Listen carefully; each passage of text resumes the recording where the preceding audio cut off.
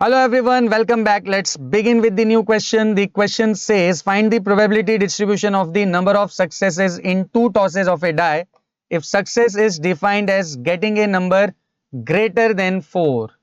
Quite an easy question, so without wasting any time, let's quickly begin with the solution. सबसे पहले जब भी हमें प्रोबेबिलिटी डिस्ट्रीब्यूशन फाइंड करना हो तो हम क्या करेंगे, सैंपल स्पेस बना लेंगे। यहां पर हमें किस चीज का सैंपल स्पेस चाहिए, two tosses of a die का। तो डाई को अगर हम दो बार टॉस करें तो सभी को पता है कि सैंपल स्पेस क्या होता है। What is the sample space?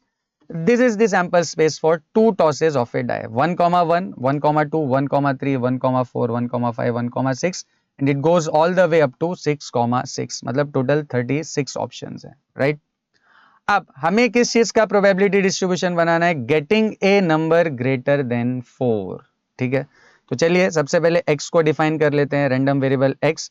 x क्या है, number of times getting a number greater than 4। ठीक है, अब हमें x की पॉसिबल वैल्यूज फाइंड करनी है। Now you tell me guys, अगर हम डाइस को दो बार टॉस करें तो हो सकता है कि हमें एक भी डाइस पे 4 से बड़ा नंबर ना मिले, करेक्ट। तो पहली पॉसिबिलिटी क्या है कि 0 टाइम्स हमें ग्रेटर देन 4 नंबर मिले, मतलब एक भी डाइस पे 4 से बड़ा नंबर नहीं मिल रहा है। या हो सकता है कि किसी एक डाइस पे जो है वो 4 से बड़ा नंबर मिल जाए, और या फाइनली ये हो सकता है कि दोनों की दोनों डाइस पे जो नंबर है वो 4 से बड़ा हो, राइट। तो what are the possible values of x, 0 और 1 और 2।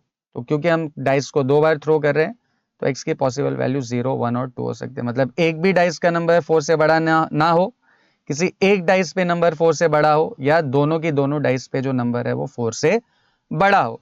अब हमें क्या करना है, इसका डिस्ट्रीब्यूशन बनाना, राइट, प्रोबेबिलिटी डिस्ट्रीब्यूशन। तो प्रोबेबिलिटी डिस्ट्रीब्यूशन के लिए हम क्या करेंगे, एक टेबल बनाएंगे जिसमें फर्स्ट कॉलम में x की वैल्यूज आएंगी एंड सेकेंड कॉलम में उनकी करस्पॉन्डिंग प्रोबेबिलिटीज।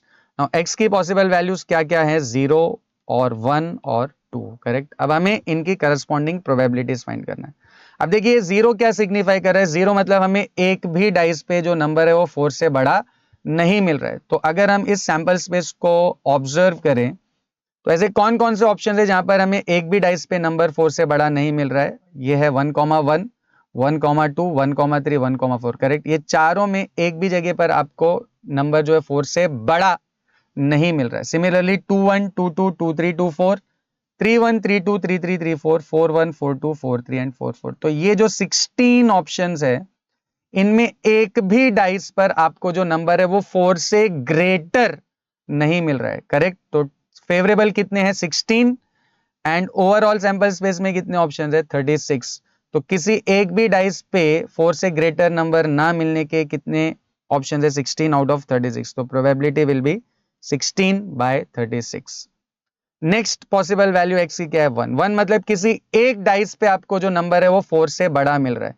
तो एक डाइस का नंबर 4 से बड़ा होना चाहिए, तो दूसरी डाइस का नंबर ऑफ कोर्स 4 होगा या 4 से कम होगा। तो कौन कौन से ऐसे ऑप्शन है जहां पर सिर्फ एक डाइस का नंबर 4 से बड़ा है, 1,5,1,6 है, करेक्ट।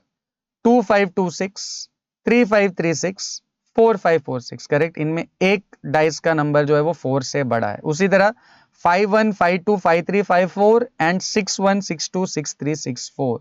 तो 1, 2, 3, 4, 5, 6, 7, 8, 9, 10, 11, 12, 13, 14, 15 एंड 16। तो टोटल 16 ऐसे ऑप्शंस है हमारे पास जिनमें किसी एक डाइस पे जो नंबर है वो ग्रेटर देन 4 है। तो फेवरेबल 16 है और टोटल 36 है। तो 1 के लिए क्या करस्पॉन्डिंग प्रोबेबिलिटी हो जाएगी, 16/36। नेक्स्ट 2, 2 मीनिंग दोनों ही डाइस पे जो नंबर है वो 4 से बड़े होने चाहिए। तो दोनों ही डाइस पे 4 से बड़े नंबर कहां कहां आपको दिखाई दे रहे हैं, 5,5, 5,6, 6,5 एंड 6,6। मतलब ये चार ऑप्शन ऐसे जिनमें दोनों ही डाइस के नंबर जो है वो ग्रेटर देन 4 है। तो टोटल कितने फेवरेबल हैं, 4, और टोटल ऑप्शन हमारे पास कितने हैं, 36। तो 2 की करस्पॉन्डिंग प्रोबेबिलिटी क्या हो जाएगी, 4/36। I hope this is clear to everyone.